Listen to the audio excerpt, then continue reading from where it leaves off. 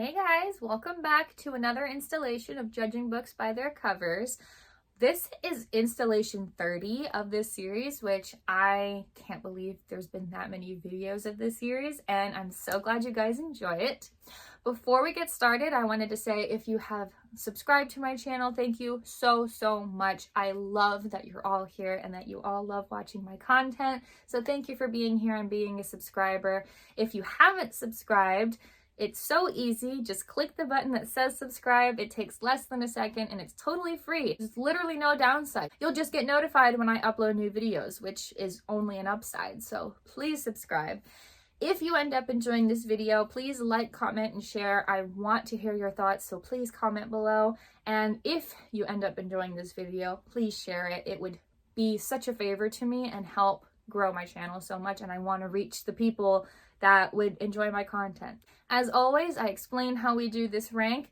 We have 5 books. I've never seen the titles, never seen the covers, and I'll be reacting to them for the very first time and then placing them into a rank completely blind. From one at the top being, I love this book so much. This cover is absolutely amazing. I don't even need to read the back. I'm just taking this home right away. It's my absolute favorite. To 5 at the bottom being, I think I would need to read the back of the book before deciding to read this, and even then might not decide to read it at all. But that all being said, let's go ahead and dig in. This looks so quaint and peaceful. So the first book we're looking at today is called Across the Vanishing Sky.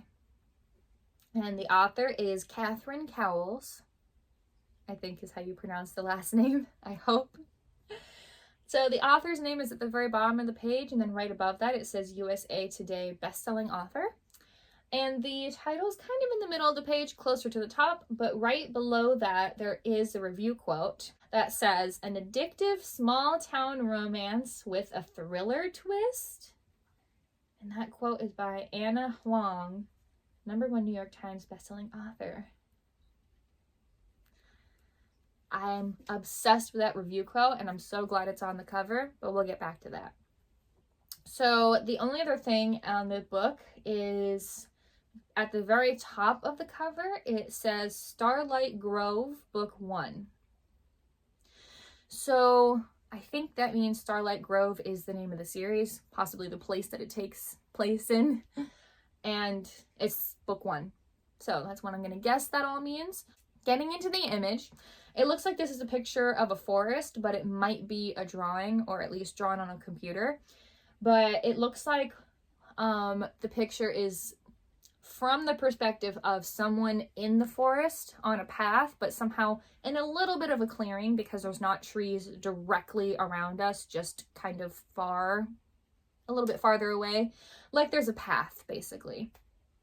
And there are some like trees that are pine trees more in the distance, but then there's trees that are not pine trees, whatever those are called, that have regular branches and regular like round pointed leaves, that kind of stuff.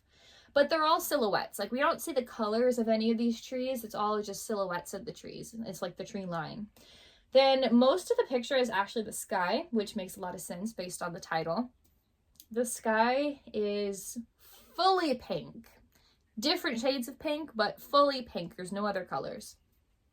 And it kind of goes back and forth, like we see clouds at the very top, and then as it goes further down into the forest, we do see the line of a mountain in the distance, but that's also a different shade of pink. And other kinds of mountains that are like below that, like different lines, different things that get shown in silhouette as it goes down that are also pink. And then it just disappears into the forest. And there are birds. I was gonna say a flock of birds, but they're kind of small. It's like a small group of birds. It looks like about 7 birds that are kind of flying into the title of the book. And they're also just silhouettes too. You can't really see any details about them. So the whole cover is really black, white, and pink, which I do like that color combination, so I do like that. So getting into how I really feel about this. I think I would notice this. Like, this would catch my eye because I like the color combination, the pinks, the whites, and the blacks. I think that would absolutely catch my attention. And I think I would pick it up because as soon as the colors caught my attention, I would see the title and Across the Vanishing Sky. It sounds romantic, but not necessarily because of a love story. Does that make sense? It's like, you know how things are just like, oh, it's romantic, but it's not because there's a love story. It's because it's beautiful and dramatic or something. That's kind of what it feels like to me, the title. And then as soon as I read that review quote, I would be sold. And getting into that review quote, I love when review quotes give you nothing and everything at the same time. Because there are some review quotes that I'm like, this doesn't give me anything. It just says, a funny book. And that's like, well, that's nice, but that doesn't give me anything. Give me something. And this gives me something. This gives me a little bit of context to go off of. You know, it says an addictive small town romance with a thriller twist. Like, that gives me everything, but at the same time doesn't spoil a thing. And I love that. So I love that quote, and I love that they put it on there, and it absolutely sells it for me that I would pick this up and honestly might not need to read the back.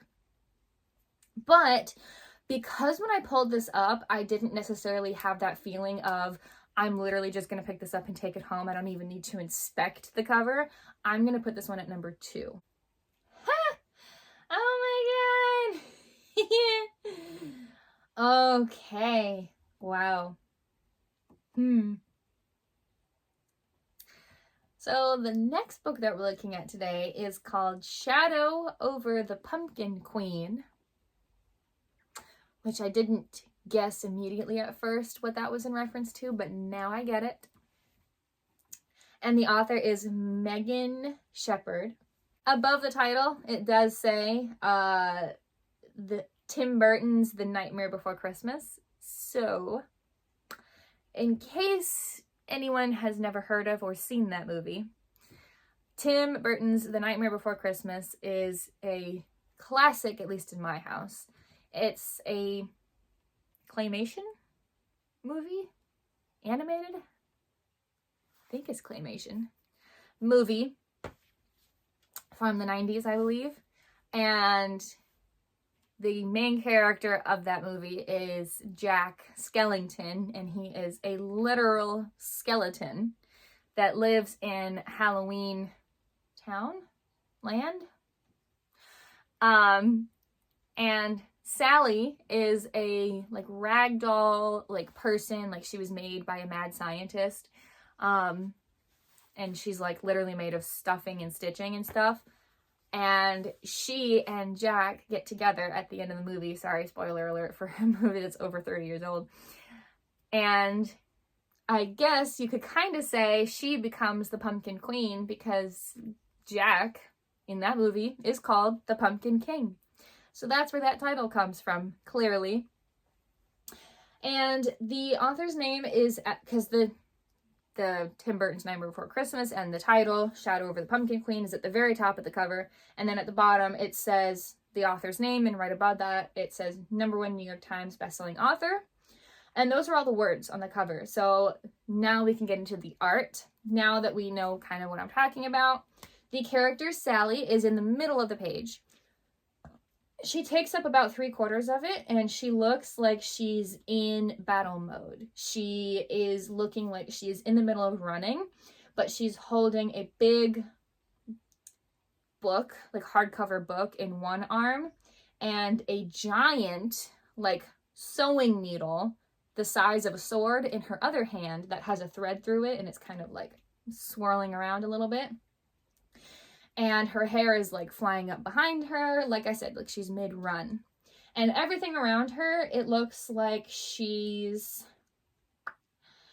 somehow in the sky, like not on the ground, which would make a little bit of sense if she is somehow on top of the dragon that is also taking up the page. The dragon is making a huge S, like the letter S on the page, and the head is like the tip of the S on the top, and then is like looking at her, and that's who she's looking back at. And the dragon is really cool. Like, it looks like it's somehow feathery but also scaly, and has like, you know, these claws that are very angular. It's very Tim Burton-esque, if that means anything to anyone else. I love Tim Burton stuff, so that's stuff that it's a term that makes sense to me. So that's pretty much it. That's the whole cover. It looks like they're in the sky, because I think that's either the sun or the moon right behind, and it's like casting a yellowish glow over everything.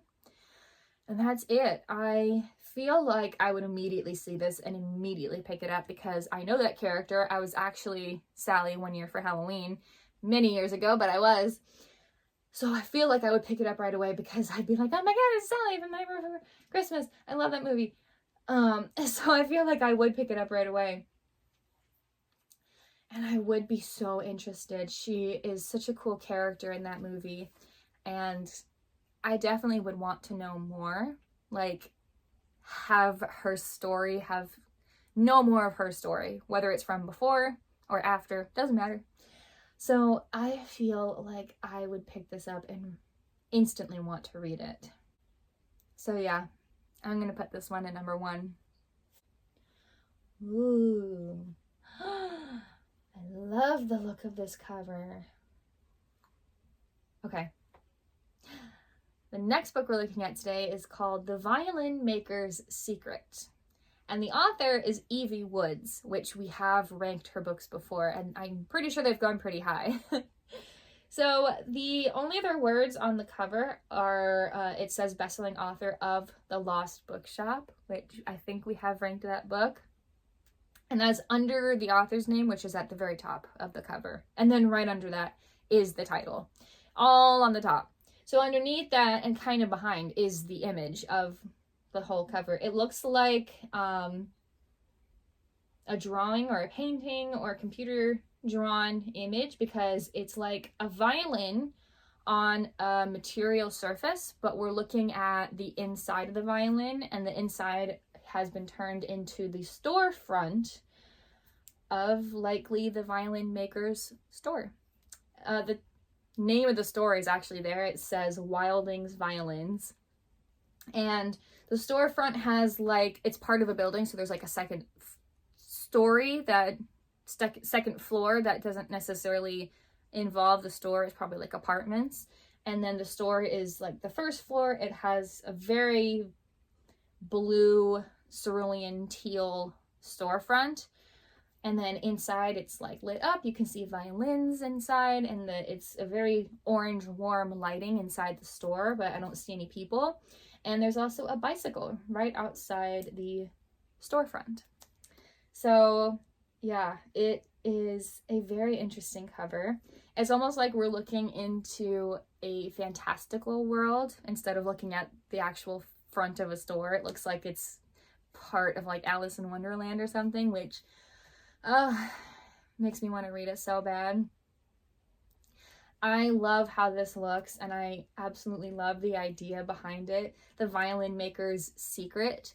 It makes it sound magical, and I love that concept. And it might not even be magical. It might just be something that the violin maker does involving making the violins. Who knows? But it has absolutely caught my interest and makes me want to read it so bad. So I can't put it higher than 3, so it's going to have to go at number 3, but I kind of wish this could share the number 1 spot, because I like the other one in number 1, but I also really want to take this. Like, I want to press order right now, so I want both to go at number 1, but this one will have to go at number 3. So that does leave us with only spots 4 and 5 left, and hopefully that's okay for the last 2 books. Okay. So the next book that we're looking at today is called Beautiful Ugly. And the other thing about the title is some of the letters are backwards. Not all of them, but the F and L in beautiful and the L in ugly are all backwards. I wonder why those specific letters. However, also the author's name is Alice Feeney, which that name is so familiar, so I think we also might have ranked one of her books as well in a different video. So the title's at the bottom of the cover and the author's name is kind of more towards the top. There is a couple of review quotes. It actually looks like four review quotes on this book cover. But at the very top, it also says New York Times bestselling author. So let's get into the quotes before we move on to the image. So the first quote on the very top left says, "A work of genius," and that's by Lisa Jewell. The next quote on the top right says, "Her best book yet," and that's by Harlan Coben. I hope that's how you pronounce that name. And the bottom left quote, because it's like all four corners of the author's name, there's a different review quote at those points. So the bottom left quote says, "Unpredictable and unforgettable." And that quote is by Chris Whitaker. That name is also familiar. I feel like he's also a book we ranked or an author that did a review quote. And then the last one at the bottom right corner of the author's name, it says "Magnetic and Jaw-Dropping." And that is by Mary Kubica. Okay. So, in the image, it looks like a photograph in the ocean, like someone's on a boat taking a photograph. So the bottom part of the photograph is the ocean with the waves. Top part is the sky. The sky in this image is greens and blues, like there might have been a storm or there might be a storm coming. And the ocean is very dark as a result. It's not a bright blue. And in between that, on the horizon of the ocean, is a small island. Very, very green, looks like mostly mountains. I think there might be a small house at the very top of those mountains, but it's kind of hard to tell because it's a very far distance away. But that's it. The only other thing is that in the exact middle of the page in the cover, on the cover, is a rip down the middle of the page. Not an actual rip, obviously, but drawn, put a rip like it's a picture. And you see words underneath that, like it's revealing a word underneath the image. And it says "a novel." And that's it. That's the whole cover. So, here's the thing. Beautiful Ugly doesn't give me much as a title. I think I can guess it has something to do with ugly parts not always being ugly. Sometimes there's something beautiful about the ugly parts of a person, a place, or a thing. Or ugly itself is beautiful because it's different, or some kind of theme there, but that's all I can guess. There's nothing else I can get from that. And all four of the review quotes give me nothing. It doesn't give me anything about the book. No genre, no slight thoughts without any spoilers. Like it does, none of those four quotes give me a thing. So it just kind of feels like they're all kind of pointless, all sitting there on the page. It makes it feel a little busy with all those words that give the reader absolutely no context into what authors actually thought of the book, other than just great. So as a cover, it doesn't really impress me. It doesn't really catch my eye. I would have to read the back to want to read this. So I'm gonna put this one at number 5. I would really need to read the back. The cover just doesn't really sell it for me. That's not to insult anyone who designed it or made it. It's just my personal opinion. But this one goes at number 5. Which means our last book of the day will be going at number 4, regardless of how I feel, and hopefully that is a good thing. Okay. This one sounds so fun and so cute. Part of me wishes it could go higher, but at least it's not at the bottom. Okay, I'm getting ahead of myself. So the last book that we're looking at today that will go at number 4 regardless is Agnes Aubert's Mystical Cat Shelter. And the author is Heather Fawcett. Oh, like Farrah Fawcett. That's funny.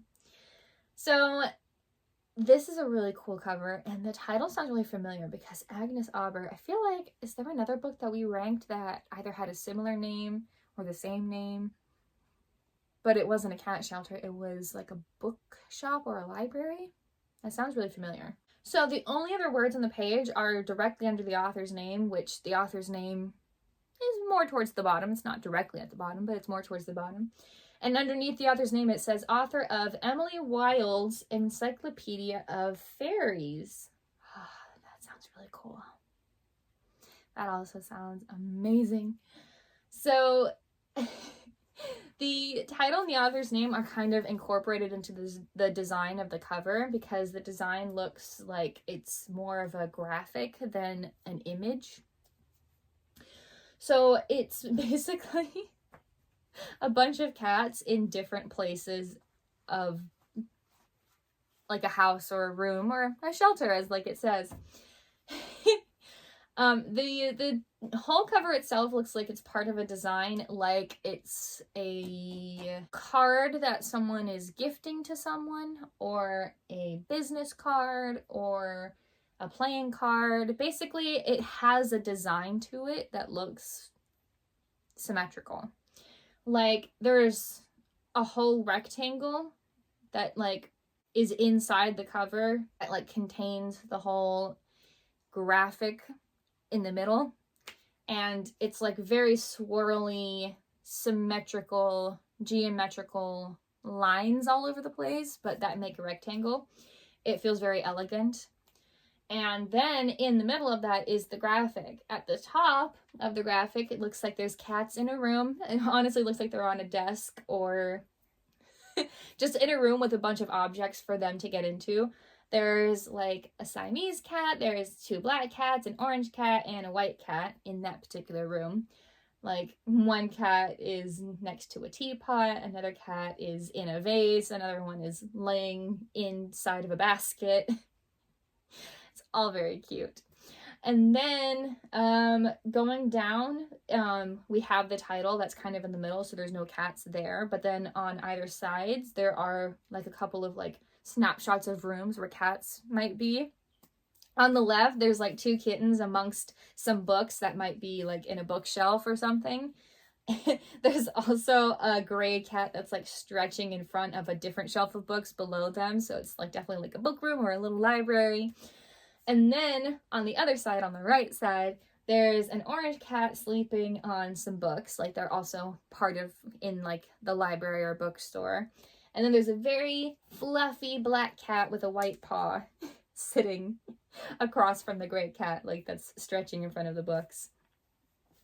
And then there's also some little, I don't know what that is. It almost looks like a dollhouse. But I don't know. I don't know what that is. There is a book leaning up against it, so it might also be part of the library, but I don't know what it's supposed to be. And then there's one more cat at the very bottom that is honestly just kind of part of the design and not amongst any objects. It's like the bottom of the design has this like cat-shaped hole, and then there's a cat just like laying in it, and that's it. There's nothing else around the cat. And the cat looks comfy though. But they all look drawn. Like this doesn't look like a photograph graphic, it's a drawn graphic. So this looks so cute. I would immediately, this would so catch my eye because there's a lot going on, but it doesn't feel too busy. It feels busy, but all of the busyness feels necessary because it's a cat shelter. There's always going to be chaos, so it makes sense. And I would read the title and go, oh, I'm definitely going to pick this up. I love cats. I have a cat. I know I talk about it. I have a dog and a cat. I'm an animal person, okay? And I would absolutely love to read this. I hate that it has to go at number 4. I feel like I would love for this to go higher, but this one goes at number 4. So that is all for this week's video. Let me know in the comments what you guys think. Personally, if I could do what I wanted with this list, which is funny because it's my own video, but I'm going to stick to the rules, I would have number 3 and number 1 share the top spot. because I love them both so much. And then I'd put number 4 at number 3, but I'd leave number 5 alone because it's, again, it doesn't really catch my attention much. So yeah, if I were to change this and look at all the books together and then put them in the rank, that's what I would do. But let me know in the comments what you guys think, and if you've heard of or read any of these books, I want to hear your thoughts on them. But that's all for this week's video. Thank you guys so much for being here and for watching, and I will see you all in the next video.